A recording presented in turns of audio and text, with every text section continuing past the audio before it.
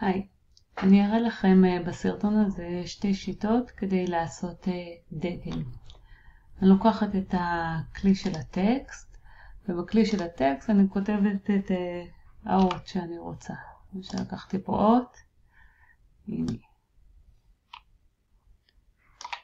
אוקיי? אני הופכת אותה לצורה כדי שלא יהיה לי את הרווחים האלה. זה יותר קל לי, אני לוחצת Create Outline, ועכשיו זה נהפך להיות צורה.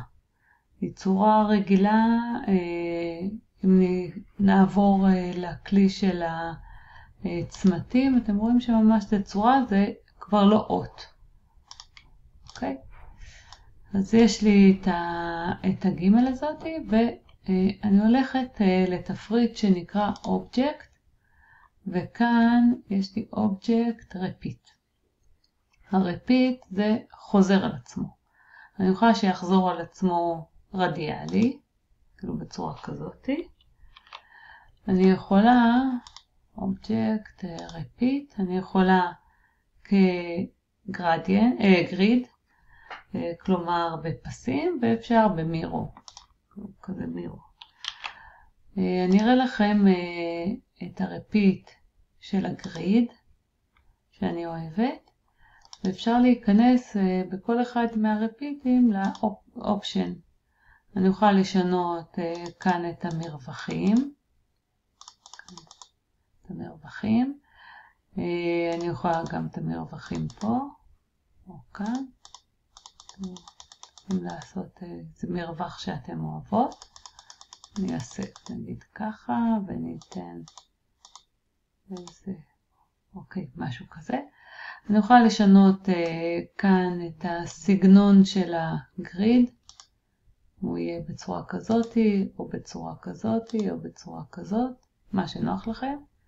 אם יהיה היפוך של האותיות, אפשר להחליט כן או לא.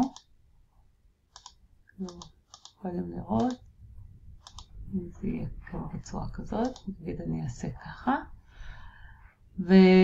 ברגע שאני לוחצת על אוקיי, אז יש לי כאן את החלון הזה, שהגדלה והקטנה תקטין ותגדיל את הגריד, למשל ככה, אני אגיד שאני רוצה אותו ככה, אחרי זה נוכל לשנות. עכשיו פה אני פורסת אותו, כאילו במלבנים האלה אני אוכל לפרוס אותו, רק נתפוס אותו שהוא יהיה ככה. הנה, אוקיי? ובמכוונים האלה, המכוונים בצד שמאל ולמעלה, אני יכולה לשנות את המרווחים. את המרווחים. אני יכולה כאן, תראו שאני יכולה לשנות את המרווח גם לאורך וגם לרוחב, לשנות את המרווחים. ותמיד אני יכולה גם להקטין, אם אני רוצה יותר קטן,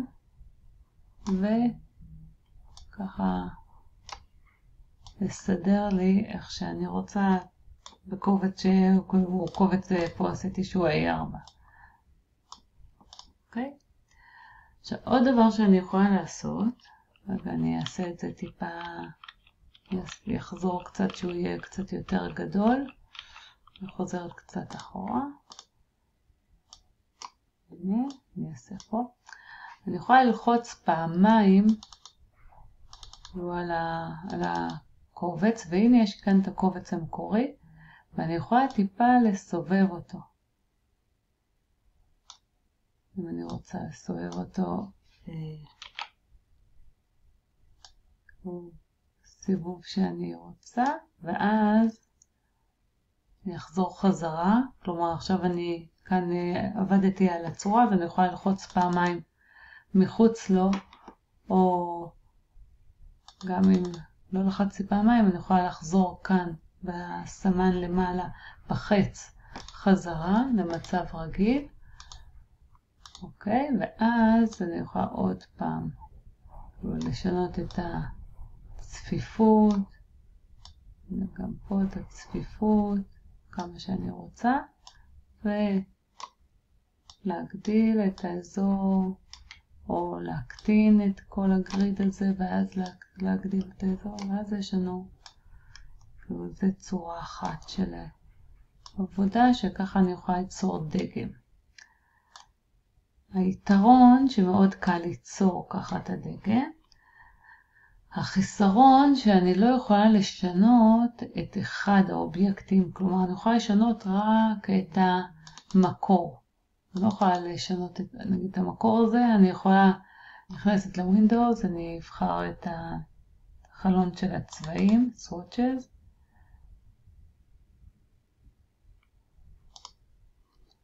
אני יכולה לשנות את הצבע, אחד מהם. כלומר אחד אני יכולה, את המקורי אני יכולה לשנות לו את הצבע, אפילו גם מעבר צבעים אני יכולה לעשות לו. כאילו כזה. אבל אני לא יכולה לבחור גם את השני וגם את השלישי, רק את הראשון. לחיצה מחוץ לבחירה לכפולה, אני יכולה לחזור חזרה. כלומר, ככה אני יכולה לבחור רק את המקורי, והוא משכפל את הצבעים לפי המקור. אני מראה לכם שיטה נוספת, שיש לה גם יתרונות וחסרונות. אני לוחצת על כלי הטקסט, בוחרת עוד פעם את האות, אני מגדילה לי אותה עם Shift, הופכת אותה Create Outline למחבר ימני, ועכשיו מה שאני עושה, אני בונה לי כבר מראש את הדגם שאני רוצה.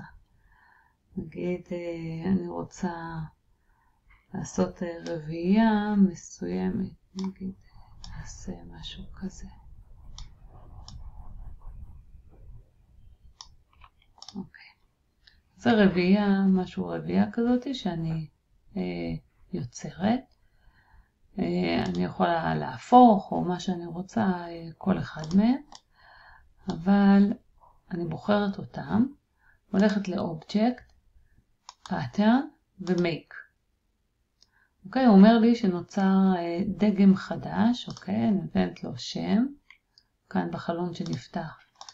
נותן לו שם, נגיד האות ג'. אני יכולה פה לבחור, אני עכשיו עוד פעם נמצאת בתוך העריכה של הרביעייה, ואני יכולה לבחור פה איך זה ייראה, גם יש לי כאן בחלון של הפאטרן כל מיני אפשרויות. אוקיי, נגיד כזה. אני יכולה כאן לשנות את המרחקים, עכשיו זה מרחק של 46, נגיד אני אעשה 30, יכול לראות. זה קצת צפוף מדי, אז אני אעשה 40. וכאן גם אני יכולה לעשות 40. נגיד משהו כזה, אבל אם אני רואה שאני לא רוצה שזה יעלה אחד על השני, אני אעשה יותר. 45. 45. אוקיי, וכאן יש לנו גם את האפשרות שבזמן השכפול מה יקרה, אז אנחנו יכולים לראות כאילו אם זה משהו שמשפר לנו. כאן בדוגמה הזאת זה לא משפר. אני יכולה, אחרי העריכה, אני חוזרת חזרה, כאן חזרה, אני יכולה לעשות את ה-Save, Done, Save Copy, Done, אני לוחצת על Done, ועכשיו כאילו לא קרה כלום. לא קרה כלום, הארבעה האלה נשארים פה. אני יכולה להזיז אותם הצידה.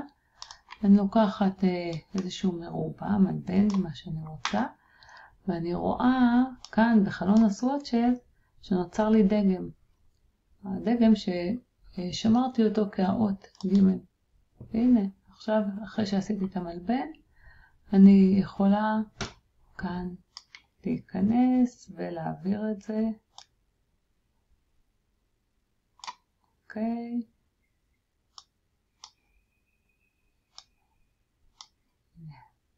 עכשיו, אם אני אקטין ואגדיל, אני מקטינה ומגדילה את המלבן. ואם אני רוצה לשנות משהו בתוכו, אני יכולה בתוך הדגם הזה, ולשנות את הדגם הזה, לוחצת לחיצה כפולה, נפתחת לי החלון שאני יכולה גם להקטין, לשנות את האלמנטים, וגם אני יכולה כאן לבחור, וכאן אני יכולה לשנות כל אחד מהם או להקטין, אני יכולה גם אותם, את כולם ביחד נגיד, ואני רואה שאני רוצה טיפה יותר קטן. אני רוצה אותם יותר קטנים, אבל גם המרווחים צריכים להיות יותר קטנים. נגיד 20 אני אקח, ואני יכולה גם פה 20. אז אני רואה כבר שאני יכולה להקטין את זה, עוד פעם, לוחצת על דן, ויש לי כבר משהו אחר. עכשיו, אחרי שיש לי את הדגם הזה, אני רק אזיז אותו, אני יכולה להכניס אותו לכל צורה. נעשה אליפסה, והיא תהיה בדגם הזה, כל צורה שאני ארצה. היתרון של השיטה הזאת, שאני יכולה מאוד לשלוט בחזרה. למשל, עוד פעם אני אכנס פעמיים, ואני אלך עם זכוכית מגדלת, וכאן אני רוצה לראות מה יקרה אם אני אסובב טיפה את אחד מהם, נגיד, או גם את זה.